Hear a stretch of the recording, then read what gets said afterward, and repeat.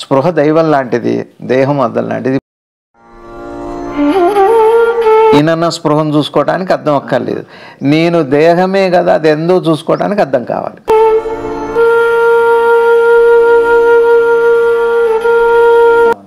నీకు నువ్వు కనపడటానికి నువ్వు చాలు, నీకు నీ రూపం కనపడటానికి అర్థం కావాలి.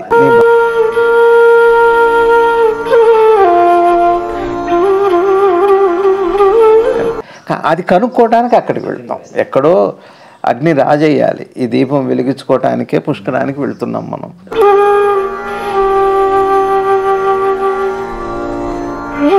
ఉండు సంసారంలో, లోపల ఏం పెట్టుకోకు.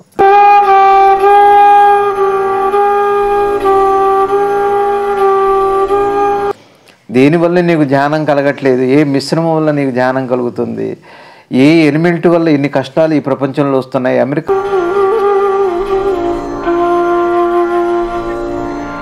అసలు ఇది నిత్య కుంభమేళ. ఏ ఉనికి అయితే చైతన్య రూపంలో దేహస్పృహ కలిగి త్రివిధావస్థలు కలిగి ఉన్నాయో ఇదంతా కుంభమేళానే.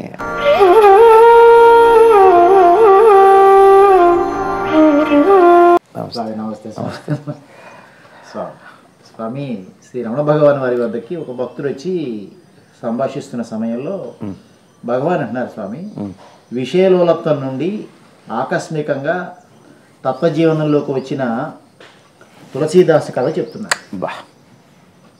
హరిభక్తిలో పడి భార్యను వదిలి వారణాసిలో ఉన్నాడు ఆయన. భార్య, పిల్లలు, తల్లి ఇంటికి రమ్మని బతికులాడారు. వారిని కనీసం గుర్తుపట్టకుండా నా హరి వచ్చాడా, అవును ఆయన ఇక్కడికి వస్తాడు అని భక్తిలో ఆయన మునిగిపోయి మాట్లాడాడు. అది చెప్తూ భగవాన్ అంటున్నారు, నేను మధురలో ఇలానే ఉన్నాను. చేతిలో పుస్తకాలతో స్కూల్కి వెళ్తూ భగవంతుడు నా ముందు హఠాత్తుగా ప్రత్యక్షం అవుతాడేమో అని ఆకాశంలో ఎదురు చూస్తూ ఉండేవాడిని, ఆకాశం వైపు చూస్తూ నడిచేవాడిని. అలాంటి వాడికి ఇక చదివేం అబ్బుతుంది అని అన్నారు. అద్భుతంగా ఉంది. ఓం నమో భగవతే శ్రీ శివానందాయ. ఓం శ్రీ గురుభ్యో నమ. శ్రీ శివానంద గురుభ్యో నమ. ఆత్మబంధువులు, ఆత్మస్వరూపులైన అందరికీ నమస్కారం. ఓం నమో భగవతే శ్రీ రమణాయ. భగవాన్ రమణ మహర్షులు వారి పాదాలకు ప్రణమిలుతూ వారిచే అనుగ్రహించబడిన ఈ విషయాన్ని అర్థం చేసుకునే ప్రయత్నం చేద్దాం. విషయలోలత్వం ఫస్ట్. తులసీదాస్ అంతటి వాడు అవ్వాలన్నా, భగవాన్ లాగా అవ్వాలన్నా ఫస్ట్ విషయలోలత్వము, ఆకస్మిక తత్వజీవనం. అది ఆకస్మిక తత్వజీవనం అంటే జీవిస్తూనే తత్వంలో ఉండటం. జీవనాన్ని వదిలిపెట్టి భార్య పిల్లలు అది కాదు. తత్వజీవనం ఆకస్మికంగా అది ఎలా ఉంటుంది అంటే మనోభావాన్ని, జీవనం గురించి కాదు, మనోతత్వం లోపల దృష్టి ఎలా ఉండాలి అన్నది, అది ప్రశ్న. అయితే భార్య పిల్లలు వస్తే స్వామి తులసీదాస్ వారు కాశీలో వారికి ఈ వాంఛలు పోయినాయి. ఇంకా చాలా కథ ఉంది తులసీదాస్ వారిని, అది చదువుకుంటే తెలుస్తుంది. అక్కడికి వచ్చి వారే కావాలి, నాకు పరమాత్మ తప్పితే ఏమొద్దు అని భార్య పిల్లలు వస్తే వాళ్ళని గుర్తుపట్ల. నా హరి వచ్చాడా, నా హరి వచ్చాడా అంటే రామభక్తుడు, వారు వచ్చారా, వారు వచ్చారు. ఇంకా వారికి ఇంకా బయట ఎవరు కనపడట్లా. ఇకంటే బాహ్య చింతన వదిలిపెట్టారు, అంటే రూపనామాలు లేవు ఇప్పుడు. ఇక ఏదైతే వారు కోరుకుంటున్నారో దాన్ని అడుగుతున్నారు. అలానే భగవాన్ ఇక్కడ ఏం చెబుతున్నారంటే, ఎప్పుడైతే మనసు బాహ్యమైన చింతలతో ఉంటుందో ఇంక అది మీదే ఉండాలి, అది ఇంకేం ఉండకూడదు, పరమాత్మే కావాలి. భార్య భార్యలు పిల్లలు వస్తే బాగున్నారు, ఎప్పుడు వచ్చారు, ఏంటి అసలు, ఏంటి దాని ఎన్నాళ్ళకి వచ్చారు అని అనకుండా హరి వచ్చాడా, ఆయనకు అది తప్పితే ఇంకోటి లేదు, పరాకాష్ట అంటూ. భగవాన్ కూడా చిన్నప్పుడు స్కూల్కి వెళుతూ కూడా పుస్తకాలు పట్టుకొని స్వామి కనపడతాడని ఆకాశంలోకి చూస్తూ నడిచేవారట. చదువు ఎట్లా వస్తుంది అట్లాంటి వారికి అన్నారు. ఇక్కడ చూడండి ఎంత చిత్రంగా ఉందో. చదువు రావాలి అంటే ఈ లోకంలో ఏది రావాలన్నా పుస్తకాల వైపు, లోకం వైపు చూడాలి. అటువైపు చూస్తే ఇది రాదండి, ఇటువైపు చూస్తే అది రాదు అని చెప్పటమే చెప్పకుండానే చెబుతున్నారు. మీకు పరమాత్మే కావాలా, అందుకని నేనేం చెబుతున్నానంటే, మీకు నామ మంత్రం చేసేటప్పుడు ఒక దీక్షగా పరమాత్మ కోసమే ఉందా అన్నప్పుడు చూసే అవకాశం లేదు. దానికి భక్తి పారవశ్యం అని పేరు. ఒకవేళ కోరికుంటేనే మిమ్మల్ని మీరు చూసుకుంటుంటారండి, అదే ఆలోచనలు అంటున్నారు. సింపుల్. నాకు ధ్యానం కుదిరిందా అని ఎవరు అడుగుతారు? నాకు నిద్ర పట్టిందని ఎవరు అడుగుతారు? పట్టణవాడే అడుగుతాడు. అంటే నిద్రను చూసేవాడు లేడు, అందుకనే పట్టిందని చెప్పగలుగుతాడు. నిద్రను చూసేవాడు ఉన్నాడు అంటే ఆలోచించేవాడు నిద్ర పట్టలేదని అర్థం. ధ్యానంలో కోరిక ఉంది అంటే ధ్యానాన్ని చూసేవాడు అవుతాడు. తన దేహాన్ని పరిసరాన్ని చూసేవాడు ఒకడు ఉంటాడు. మీకు అర్థమవుతుందా రవి గారు? ఒక వాచ్మెన్ ఎలా ఉంటాడో అలా ఉంటాడు. అక్కడ వాచ్మెన్ కాదు కావాల్సింది, వాషర్మెన్. అంటే అక్కడ కేవలం పరమాత్మే కావాలని నిజంగా ఉంటే, శుభేచ్ఛ ఉంటే వాచ్ చేసేవాడు ఉండడు. కోరిక అనమాట. అప్పుడు ఏమవుతుందంటే అందులో ఒకటి అయిపోతాడు. ఇంత సీక్రెట్ అది. మీరు చూడండి కావాలండి. మీరు ఒక జపం చేసేటప్పుడు ఏమన్నా ఉందా? అట్లానే మనం కూడా జ్ఞానంలో నాకు అర్థమైపోయింది ఇంకా నేనేం చేయను అనటానికి లేదు. అంటే అది చూస్తున్నావు, దేని చూసి చెబుతున్నావు నువ్వు? దేని చూసా దాన్ని చూసేవాడు లేకపోతే ఆ మాట అండు. చూసేవాడు ఉన్నాడు. అది ఎవరో ట్రైన్లో పోతున్నారట తల్లి కూతుళ్ళు, అది ఎదురుగా ఉన్నారు వాళ్ళు. కిటికీలో కూర్చుంది ఆ పిల్ల. అమ్మ అబ్బాయి నన్నే చూస్తున్నాడు అంటుందట తల్లిది కంప్లైంట్. ఆ పిల్ల తల్లి అందట అసలు నువ్వు అట్టెందుకు చూస్తున్నావు? వాడు చూస్తున్నాడు, నీకెలా తెలిసింది? నువ్వు చూడబట్టే. ఇక్కడ కూడా ఒక చిన్న లవలేశమైన కోరిక ఏదైనప్పటికీ నువ్వు ధ్యానం చేస్తున్నప్పుడు ఆ కోరిక ఏం చేస్తుందంటే దీన్ని చూసేవాడిని చేస్తుంది. దాని పేరే చంచలత్వం. అంటే నాకు కుదరలేదన్నా అంటాడు. ఏంటి ఈ చప్పుడు ఏంటన్నా అంటాడు. ఏంట్రా అల్లరి ఏంట్రా అంటాడు. లేదా అది కుదరలేదంట. ఈ చూసేవాడు ఎవరు అంటే ఎవరు కాదు, నీకున్న లవలేశమైన కోరికే నిన్ను దైవాన్ని కూడా విడగొడుతుంది, నిన్ను ప్రపంచాన్ని విడగొడుతుంది కోరిక. చూడండి మీరు, అందుకని చెబుతున్నాను. మీరు జపం చేసేటప్పుడు దీన్ని వాచ్ చేయండి. తర్వాత నీకు ముక్తో దైవ దర్శనాల తర్వాత నీ ఆలోచనలు ఉండని ఉండని ఇది ఆలోచన. ఈ ఆలోచన ఎట్లాంటిది చేస్తుందంటే ఈ ఆలోచన గ్రహింపు నేను ఉత్తీర్ణుడు చేస్తాను. భగవాన్ అలా స్కూల్కి వెళ్తూ ఇట్లాంటి వాడికి చదివే వస్తుంది అన్నారు. ఇదే నాకు ఇది అనిపించిన మాట ఏంటంటే, నిన్న కుంభమేళా జరిగింది. కుంభమేళా జరుగుతూనే ఉంది.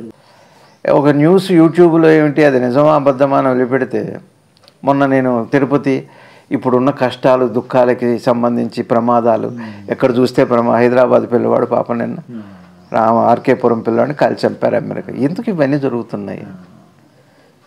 ఎందుకు ఇంత అంటే ఎక్కడ లోపం? దైవంలో లోపమా, మనలో లోపమా, సమాజం ఏంటి అని ఒక ప్రశ్న వేస్తే, ఇప్పుడు ఎంతకాలం దైవాన్ని ఆ క్షేత్రాన్ని వాటిని మనం శుద్ధి చేస్తూ ఉంటాం? కాదు అది సరే, అది పండితులు చూస్తారు, అది మన సబ్జెక్ట్ కాదు. నేనేమంటున్నాను, ఈ కుంభమేళా జరిగితే అక్కడ మొనాలిసా అనే ఒక అమ్మాయి వచ్చింది. చాలా అందంగా ఉందట. పూసలు అమ్ముకోవడానికి వచ్చింది. రుద్రాక్షలు, ఏదో పగడాలు, రత్నాలు అట్లా అమ్ముకుంటూ చాలా అందంగా ఉంది అమ్మాయి. అది గోధుమ అనే కళ్ళతో చాలా అందంగా ఉంది. చూపెట్టారు. అది మొదట అమ్మాయిది ఎవరో రికార్డ్ చేశారు, వదిలిపెట్టారు, అంతా అయిపోయింది. అది ఇవాళ కొన్ని మిలియన్స్ పీపుల్ చూశారు దాన్ని. ఇప్పుడు కుంభమేళాలో కూడా లక్షల్లో వెళ్తున్నారు. ఇప్పుడు పరిస్థితి ఏమిటి అంటే, ఆ అమ్మాయిని తీసుకెళ్ళి ఎక్కడో గుడారాలు దాచిపెట్టారు పోలీసులు. తీసుకెళ్ళి రక్షణ కల్పించారు. అమ్మాయిని బతకనివ్వట్లేదు పెట్టి, కేవలం అమ్మాయి కోసమే తిరుగుతున్నారట కొంతమంది, చాలామంది. అమ్మాయి కోసమే వెళ్ళింది. దేనికి? కుంభమేళా. మరి అక్కడ ఇప్పటికి 2 సార్లు అగ్ని ప్రమాదం జరిగింది. ఎందుకు జరిగింది చెప్పండి? వీడు వెళ్ళింది ఎందుకు? అసలు కుంభమేళ ఉద్దేశం ఏమిటి? ఏం కావాలని వెళ్ళాడు? ఏం చేస్తున్నాడు? మనసులో ఏ ఎలిమెంట్ లోపించిందో చూడండి. అమెరికాలో ఒకడిని చంపినా, తొక్కిసలాట్లో ఒకటి చంపబడ్డా, క్షేత్రాలకు వెళుతూ నిన్న యాత్రకు వెళుతూ కారు గుద్దుకొని చచ్చిపోయారు తిరుపతి వెళుతూ. ఎందుకు ఇన్ని జరుగుతున్నాయి? నేను ఆలోచిస్తే నాకేమర్థమైంది అంటే, ఈ కుంభమేళాలో ఏం జరిగింది? ఇప్పుడు అమ్మాయి పరిస్థితి ఏమిటంటే, బతకటానికి కొన్ని ఏళ్ల పాటు, ఇప్పుడు ఎన్నో ఏళ్ళకి కానీ రాదు, 44 ఏళ్ళకి కానీ కుంభం రాదు. అప్పుడు సంపాదించుకుంది కొన్నాళ్ళ పాటు తృప్తి కదా. ఇప్పుడు అమ్మాయి అమ్ముకోవటానికి లేదు, గుమిగూడుతున్నారు. అవి పెట్టి ఫోటోలు, సెల్ఫీలు. అమ్మాయి పోయింది. ఇప్పుడు అమ్మాయిని తీసుకెళ్ళి దాచిపెట్టాల్సిన పరిస్థితి వచ్చింది. ఎవరు కారణం? కుంభము మేళ అంటే ఒకటే చెబుతున్నారు అవి. కుంభమేళ అంటే ఉనికి పరమాత్మ స్వరూపం ఈ దేహంలో ప్రవేశించింది. ప్రవేశించిన తర్వాత దాన్నే మనిషి అంటున్నాం. ప్రవేశించిన తర్వాత అసలు ఇది నిత్య కుంభమేళ. ఏ ఉనికి అయితే చైతన్య రూపంలో దేహస్పృహ కలిగి త్రివిధావస్థలు కలిగి ఉన్నాయో ఇదంతా కుంభమేళానే. అయితే ఈ దేహం వచ్చాక మాత్రమే లోపల ఉన్న సత్యాన్ని గుర్తుపట్టడానికి అవకాశం ఉంటుంది. అది ఒకటి సూక్ష్మ స్థాయిలో జరిగేది. స్థూలంలోనేమో కుంభమేళాలో ఈ కొన్నేళ్ల తర్వాత సృష్టిలో జరిగే కార్యక్రమం. సృష్టిలో కూడా అనంత శక్తి అనేకమైన జీవుల్లోకి తన ప్రసారం చేసే ఒక స్థూల విధానం అనుకోండి. అయినా సూక్ష్మమే. స్నానం చేస్తాం, వస్తాం, వెళ్ళి ఆ శక్తిని సంపాదించుకుంటాం. ఆరోగ్యము లేకపోతే జ్ఞానము. చాలామంది వచ్చిన నాగసాధువులు కానీ అఘోరీలు కానీ వీళ్ళందరూ కూడా కేవలం అనంతర మహత్తర శక్తిని ఒకసారి లోపల నింపుకొని చూసి హాయిగా వెళ్ళిపోతారు. అందుకు వెళ్తారు కుంభమేళ. ఎక్కడే మాత్రమే కుదురుతుంది. ఒక మైక్రోస్కోప్లో బ్లడ్లో ఉన్న ఇన్ఫెక్షన్ ఎలా చూస్తున్నామో ఈ విశ్వవ్యాప్తమైన చైతన్యం ఎలా వ్యక్తమవుతుంది అని చూడాలంటే ఇది ఒక విశేషమైన ఘటన. అది ఆ స్నానం, ఆ ఘటనలలో వాళ్ళు అలా ఎలర్ట్గా నిశ్చితంగా చూస్తారు. అనంతశక్తి ఈ దేహంలోకి వచ్చి సృష్టి స్థితి లయము అనే ప్రక్రియ మొత్తం అర్థమవుతుంది ఆ ఒక్క క్షణంలో. అమృత బిందువు అది. అమృతము అంటే నేను పుట్టలేదు, నేను మరణించలేదు, జనన మరణాలు లేవు అని తెలియటం పేరు అమృత బిందువు. అది ఈ కుంభం ద్వారానే తెలియాలి, ఈ స్నానం ద్వారానే తెలియాలి. ఈ త్రివేణి సంగమం, గంగా యమున సరస్వతి, సత్వరజస్తమో గుణాలు, ఆ సత్వం అనే సరస్వతి నదిలో మునగాలి. రజస్సు తమస్సు అనే సహాయంతో, అంటే దేహం వచ్చిందిగా ఈ 3 లక్షణాలు వస్తాయి. జాగృత స్వప్న సుషుప్తులే వీటి లక్షణాలే ప్రకృతి అంటే. అలా ఒక క్షణం అట్లా కల్పించే శక్తి ఆ స్నాన సమయంలో వస్తుందండి. అందుకనే కర్మయోగము అన్నారు. కర్మ చేసేటప్పుడు నిన్ను నువ్వు చూసుకునే అవకాశం ఉంది. అద్దంలో మనం మేకప్ చేసుకుంటూ మన్ని అద్దాన్ని చూస్తాం. ఎందుకు? నన్ను చూసుకోవాలంటే అద్దాన్ని చూడాలి. అద్దాన్ని చూస్తున్నా అంటే నన్ను చూసుకోవటం కోసమే. అంటే నన్ను చూసుకోవాలంటే అద్దం చూడాలి. అద్దం చూశాను కాబట్టి అద్దాన్ని చూడను, నన్ను చూసుకోవటం. ఇక్కడ అద్దం లేకపోతే నీకు నువ్వు కనపడవు. అద్దం లేకపోతే నీకు నువ్వు కనపడవు. వాళ్ళు అద్దం మాత్రమే ఉండి నువ్వు లేకపోతే అద్దం నీకు కనపడదు. అది కాదు, నువ్వు కనపడిన అద్దం ప్రయోజనమే ఉంది. నువ్వు కనపడట్లేదు అద్దంలో, అద్దం యొక్క ప్రయోజనం లేదు. అద్దంలో అద్దం మాత్రమే కనపడి నువ్వు కనపడకపోతే అప్పుడు నీకు ప్రయోజనం లేదు కదండి. నువ్వు అద్దంలో కనపడకపోతే అద్దం యొక్క ప్రయోజనం లేదు. నువ్వు కనపడాలి, అద్దము కనపడాలి. ఈ 2 కనపడితేనే అద్దానికి ఒక ప్రయోజనం ఉంది. అట్లానే దానికి ఒక అర్థం ఉంది. అలానే అద్దం ఎలాంటిదో ఈ కుంభంలో కూడా ఈ శరీరమే ఒక కుంభం అనుకోండి. కుంభము అంటే ఒక అవకాశం అనుకోండి. ఇది వచ్చింది కాబట్టి అద్దం లాంటిది. అహంకారం వస్తుంది. అహంకారం రావాలి కదా. నేను మనిషిని, నేను ఆ పేరు రమణ, నేను పురుషుణ్ణి, నేను ఫలానా అనే అహంకారం రావాలి కదా. నేను జీవుణ్ణి అనే అహంకారం వచ్చింది కదా. దేనివల్ల వచ్చింది? ఈ సంపర్కంతో వచ్చింది. కానీ వచ్చినా ఇట్లా అద్దంలాగా. ఇప్పుడు ఏం చేయాలి? నిన్ను చూసుకోవాలి. అద్దం ఉంది, నువ్వు ఉన్నావు. ఎందుకు నువ్వు ఉండడానికి? అట్లా కాదు. మీరున్నారు, అద్దం ఉందిగా. మీరున్నారని తెలుసుగా, మరి అద్దం ఎందుకు? అంటే నిన్ను చూసుకోవటానికి. నీకు నువ్వు కనపడటానికి నువ్వు చాలు. నీకు నీ రూపం కనపడటానికి అర్థం కావాలి. నీ బాహ్యమైన రూపం కనపడటానికి అర్థమే కానీ నువ్వు ఉన్నావో లేవో తెలియటానికి అర్థం అక్కర్లా. అర్థం ప్రయోజనం నీ బాహ్య రూపాన్ని చూపెట్టడానికి. నీ అంత సౌందర్యాన్ని చూడవలసింది మళ్ళీ నీదే. అద్దంలో నీ మొహాన్ని చూసేది నీ లోపలిది కానీ నీ బయటది కాదు. అయిందా?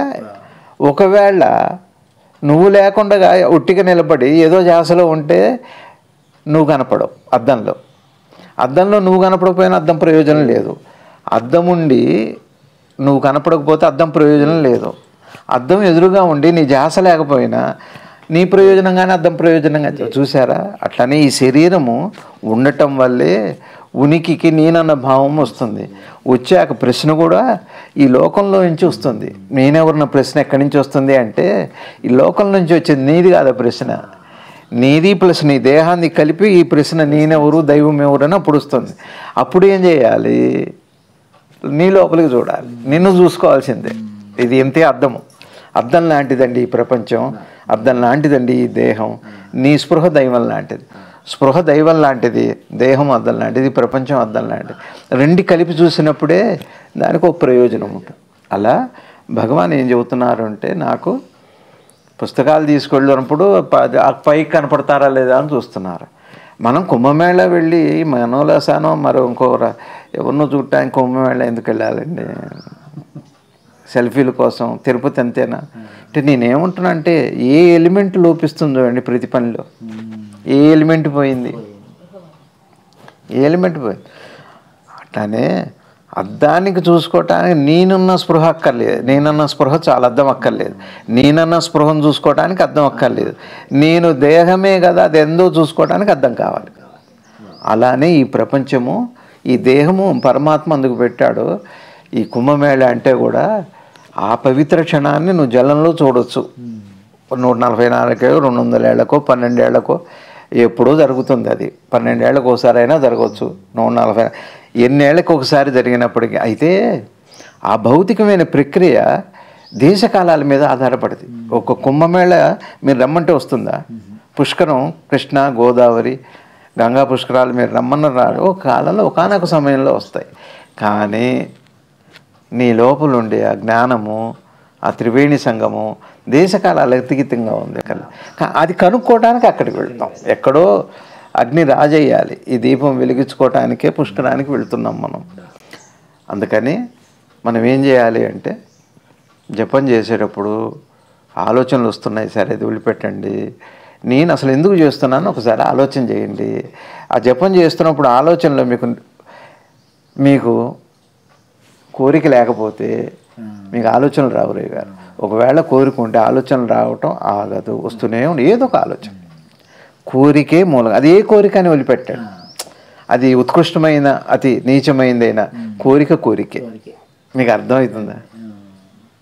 అది ఉత్కృష్టమైందైనా, ఎంత గొప్పదైనా, ఎంత నీచమైన అంత చిన్నదైనా కోరికే. ఆలోచనే.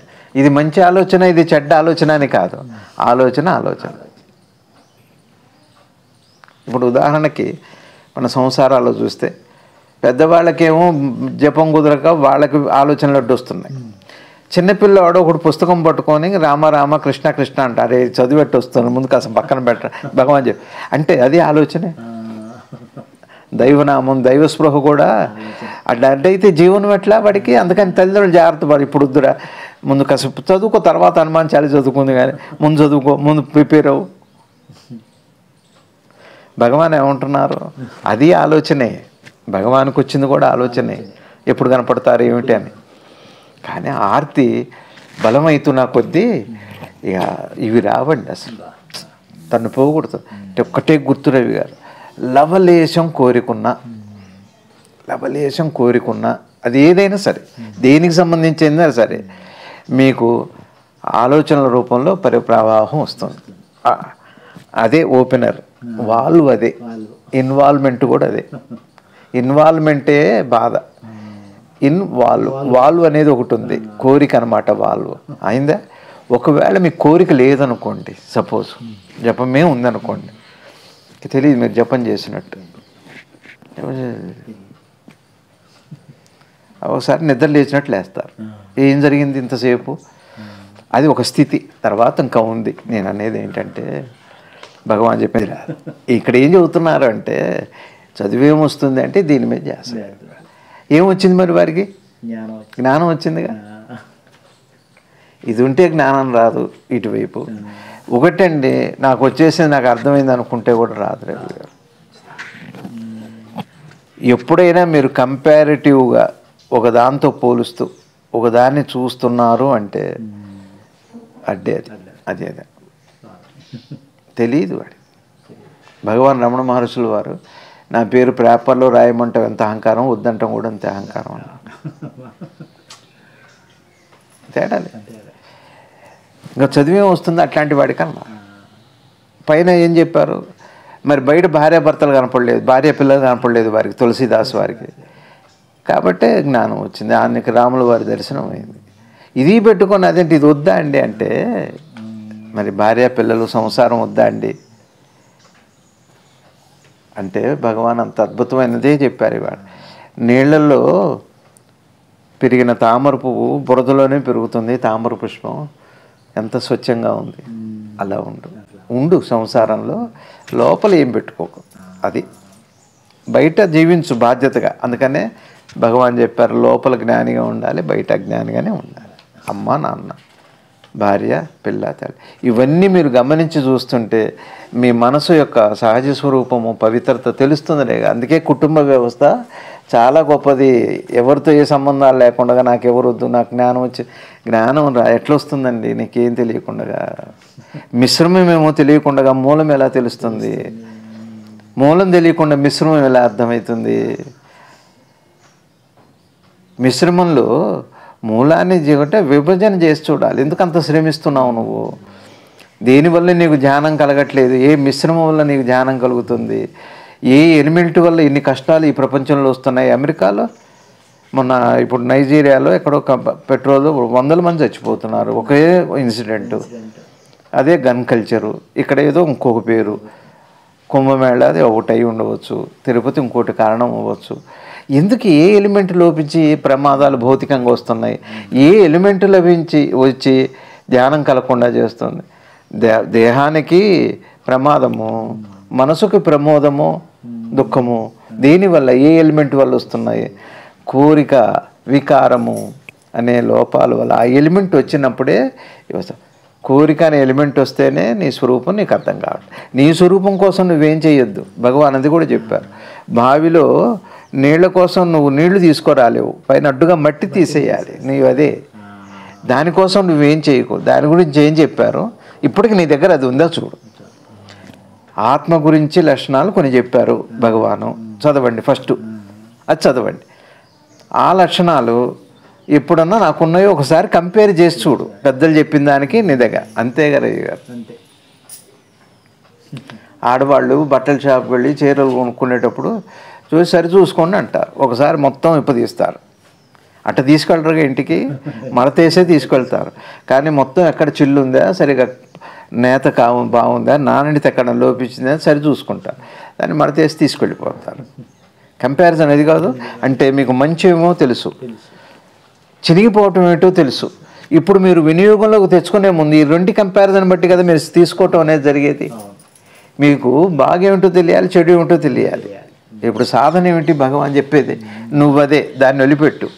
లక్షణాలు ఏం చెప్పారో చూడు, అవి నీ దగ్గర ఉన్నాయో లేవో చూడు.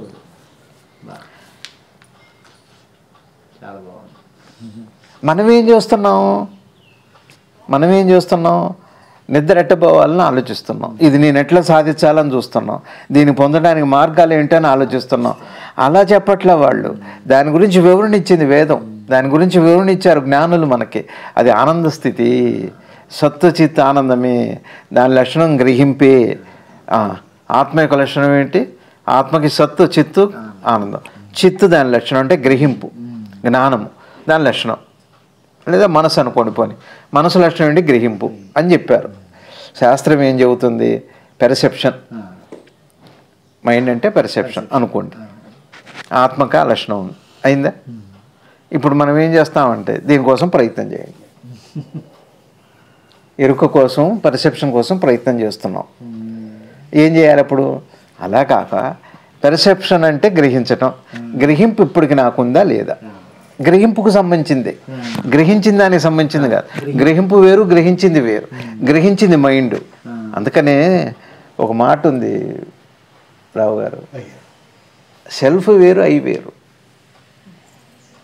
సెల్ఫ్కి ఐకి ఉన్న డిఫరెన్స్ తెలుసుకోండి.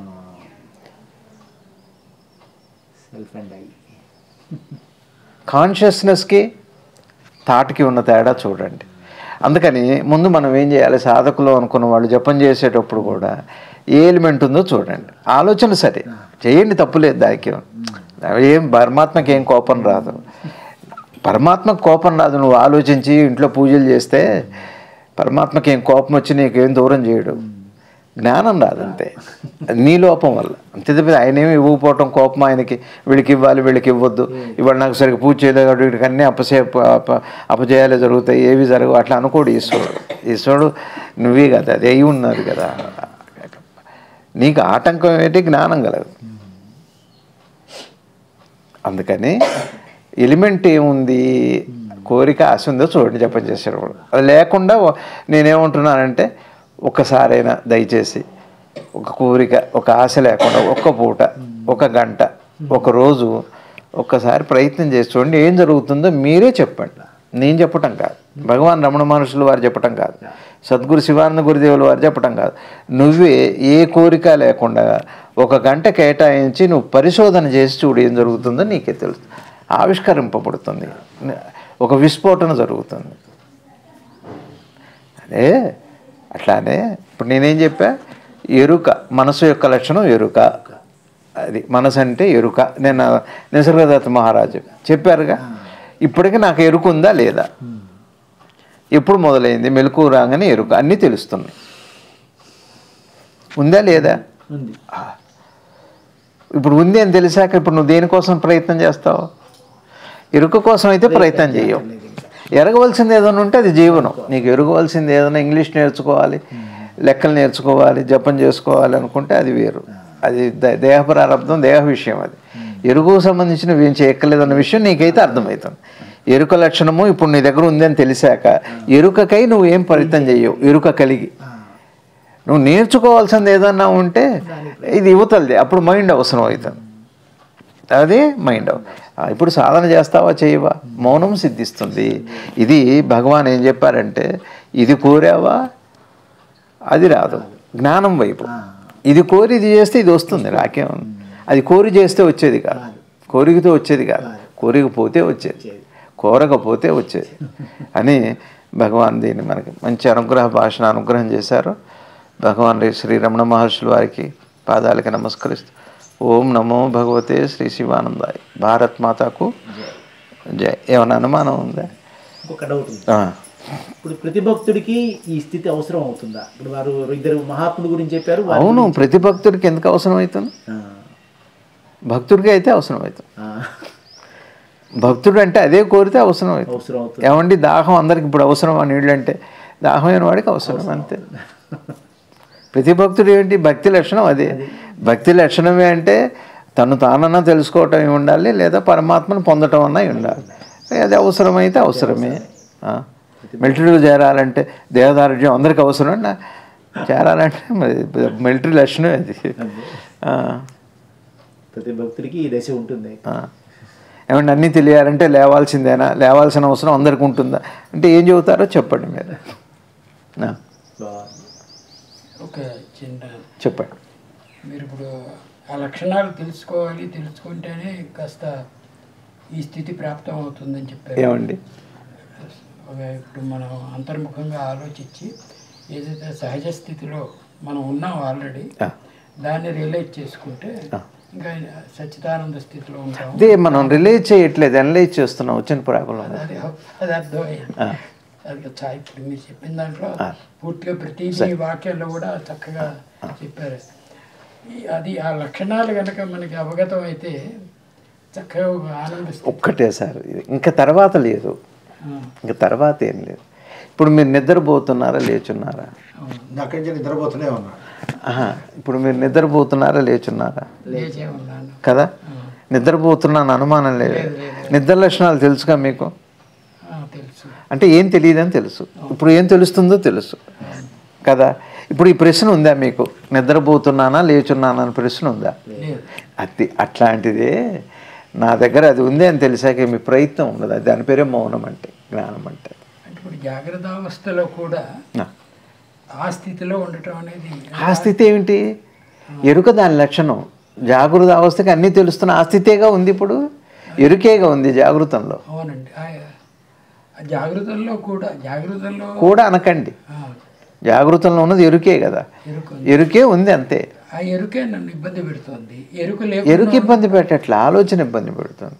ఒక మాట చెబుతున్నా మాస్టర్, ఒక మాట చెబుతాను. ఇప్పుడు మీరు వచ్చి అరగంట అయిందిగా కదా, ఇప్పుడు ఎరుగుతూనే ఉన్నారుగా. ఉన్నారుగా, ఎరుక అంటే తెలుస్తూనే ఉందిగా, నేను తెలుస్తున్నాగా. ఆ చుట్టూ తెలుస్తుంది. మీరు ఇక్కడ దాకా నడిచి వచ్చారుగా, ఏమన్నా ఇబ్బంది పెట్టినాయా మీకు? ఇబ్బంది ఏవి పెట్టినాయి మరి? ఎవరో ఇక్కడికి వస్తుంటే ఎవరో మిమ్మల్ని పిలిచారు అనుకోండి, ఓ ఫోన్ వచ్చింది అనుకోండి, అప్పుడు మీరు ఎట్లా ఫీల్ అవుతారు? డిస్కంఫర్ట్. ఇబ్బంది పెట్టింది ఎరుక విషయమా? విషయం. ఇప్పుడు నాకు మనసులో ఏముందంటే, ఇప్పుడు మీరు మీతో ఈ సంభాషణ వినాలని కోరికతో నేను వస్తున్నాను. వచ్చారు. మధ్యలో ఎవరో ఒక సమ్ ఎక్స్ వాడు వచ్చి ఎరే ఎరే ఎరే ఇట్లా అన్నప్పుడు అది డిస్టర్బ్ అవుతుంది. నిజమే కదా. మీకు ఎరుక ఉండటం వల్ల డిస్టర్బెన్స్ వచ్చిందా? ఎరుకే డిస్టర్బెన్సా? ఇది ప్రశ్న. ఇక్కడ ఏది లేకుండా ఎరుకుంటున్నారు, ఇంకా ఏ పనైనా మళ్ళీ నిద్ర పట్టేంత వరకు ఎరుకు ఉండాలి కదా. మీరు వస్తుంటే ఎవరో డిస్టర్బ్ చేశారు, ఎరుకలోనే ఉన్నారు. అప్పటికే డిస్టర్బెన్స్ మైండ్ యాక్షన్ కదా, ఒక విషయంతో వచ్చింది. ఇక్కడ మీరు ప్రశ్నించాల్సింది ఏమిటంటే, మీ మెలకువే మీకు డిస్టర్బెన్స్గా ఉందా, విషయం డిస్టర్బెన్స్గా ఉందా? ఒక ప్రశ్న చెప్పండి నాకు. విషయమే డిస్టర్బెన్స్. విషయం డిస్టర్బెన్స్గా ఉంది, ఎరుక కాదు. లేకపోతే అసలు విషయమే లేదుగా. ఇక రెండో స్టెప్, మీరు దేనికోసం ప్రయత్నం చేస్తున్నారు? ఎరుకే జ్ఞానం కదా. ముందే వచ్చింది పొద్దున్న లేవగానే, మధ్యలో డిస్టర్బెన్స్ వచ్చింది. ఎరుకైతే ఉంది కదా. ఎరుకే జ్ఞానం అయినప్పుడు మరి మీరు ఎరుక కోసం ప్రయత్నం చేస్తారా? ఈ డిస్టర్బెన్స్ సరే, అది మీరు తీసేసుకోండి, ఏదో సమాధానం చెప్పండి, ఏదో చేయండి. అది మైండ్ యాక్షన్, అది ఎరుక యాక్షన్ కాదు. ఎరుకలో ఇప్పుడు మీరు కార్ డ్రైవ్ చేస్తున్నారు, వీల్స్ మీ స్టీరింగ్ దగ్గర ఉన్నాయి, పక్కకి వెళ్ళటం చక్రాల లక్ష్యం కాదు, స్టీరింగ్ లక్ష్యం. అది చక్రాలకి ఏముంది, ఎటు తిప్పితే అటు వెళ్ళిపోతాయి. స్టీరింగ్ కూడా ఏమనుకోదు, మళ్ళీ మీ అవసరాన్ని బట్టి స్టీరింగు దానికి వదిలిపెట్టారు అనుకోండి, పక్కకి వెళ్ళిపోతుంటుంది. ఇది మనదేమి రోల్స్ రాయల్స్ కాదు కదా, కొంత దూరం అలా వదిలిపెడితే అది వెళ్ళిపోతుంది. ఎలన్ మస్క్ కారు కాదు కదా. అంటే నేను అనేది ఏంటంటే, ఇక్కడ ఒక్కటే గుర్తుపెట్టుకోండి, డిస్టర్బెన్స్ అడ్డబోతుంది, నా జ్ఞానం ఎలా వస్తుంది ప్రశ్న. డిస్టర్బెన్స్ పక్కన పెట్టండి, ఎరుకనే జ్ఞానము అన్నారు. జ్ఞానము ప్రజ్ఞ, జ్ఞానము అంటే పెర్సెప్షన్. పెరిసీవర్ అయినప్పుడు ప్రాబ్లంగా ఉంది, మీకు అర్థమవుతుందా? మీకు ఎరుక కోసమే ప్రయత్నం చేస్తున్నారంటే ఇప్పటికే అది ఉంది, మేల్కొనబట్టే మీకు డిస్టర్బెన్స్ కూడా వచ్చింది. మీరు ఎరుక లేకపోతే డిస్టర్బెన్సే కాదు, సైలెన్స్ కూడా రాదు కదా. ఇది సైలెన్స్, ఇది డిస్టర్బెన్స్ అని ఎరుకకు తెలుస్తుందా, డిస్టర్బెన్స్కు తెలుస్తుందా? డిస్టర్బెన్స్కి ఎరుకకు తెలియకపోవచ్చు, కానీ ఎరుకకి డిస్టర్బెన్స్ తెలుస్తుంది. ఈ సత్యం తెలియాలి. మరి మీకేం కావాలి? డిస్టర్బెన్స్కి ఇంపార్టెన్స్ ఇవ్వాలి, క్లియర్ చేసుకోండి, అది వ్యవహారికం. అది మీకు ఎరుక ఏదైతే ప్రయత్నం చేస్తున్నారో ఎరుక కావాలని, అక్కడ రాంగ్ స్టెప్ జరిగిందా? ఎరుక ఇప్పటికే ఉంది కదా, మీరు దానికోసం ఎందుకు ప్రయత్నం? అది ఫస్ట్ ఒకసారి గురువు గారు విశాఖపట్నం ఒక పెళ్ళికి వచ్చారు, హోటల్లో ఉన్నారు. నేను ఇంటికి వద్దామని మధ్యాహ్నం చెప్పడానికి వెళ్ళే గురువుగారి దగ్గరికి. ఎవరితోనో ఉన్నారు రూమ్లో, ఆ పెళ్లి చూసి పైకి వెళ్ళి సెలవు తీసుకుంటా స్వామి అని చెప్పి, క్షమించండి డిస్టర్బ్ చేశాను. డిస్టర్బెన్స్ లేనప్పుడు డిస్టర్బెన్స్ ఎక్కడిదా? ఇప్పుడు మీరు ఎరుక కోసం ప్రయత్నం చేసే వల్ల డిస్టర్బెన్స్ ఇది అయింది. ఎరుక కోసం ప్రయత్నం చేయకపోతే ఈ డిస్టర్బెన్స్ ఉందా మీకు? అయిందా? ఎరుక కోసం మీరు ఒక సీరియస్గా ప్రయత్నం చేస్తున్నారు. ఏది అప్పటికే ఉన్న ఎరుక కోసం, సహజమైన దానికోసం తెలియక అమాయకంగా దానికోసం ప్రయత్నం చేసి ఇంత డిస్టర్బెన్స్ క్రియేట్ చేస్తున్నాం. ఇది ఎందుకు డిస్టర్బెన్స్ అయింది మీకు? ఎరుక ఉండనే ఉంది కదా, ఆ ప్రయత్నం చేయటం తెలియక డిస్టర్బెన్స్ కింద మారింది. అప్పుడు అన్ని డిస్టర్బెన్సే, మీకు భార్య పిల్లలు డిస్టర్బెన్సే, అమ్మ అందరూ డిస్టర్బెన్సే. దేనికోసం ప్రయత్నం చేస్తున్నారు అది ఇప్పటికే ఉందని తెలియక ఆ కోరిక మీకు ఇంత సంఘర్షణ తీసుకొచ్చి ప్రతి మీకు డిస్టర్బెన్స్ అయిపోయింది. సపోజ్ మీకు అది కోరిక లేదండి, అప్పుడు మిమ్మల్ని వాళ్ళు ఫోన్ చేశారు, మీరు ఎట్లా రియాక్ట్ అవుతారు? మిమ్మల్ని డిస్టర్బ్ చేసింది వాళ్ళ, మీ లోపల ఉన్న డిజైరా, ఒక దాని మీద ఉన్న డిజైరా? ఇది తెలియాలి. ఇది పెద్దలు చెప్పే మాట. అది నమస్కారం.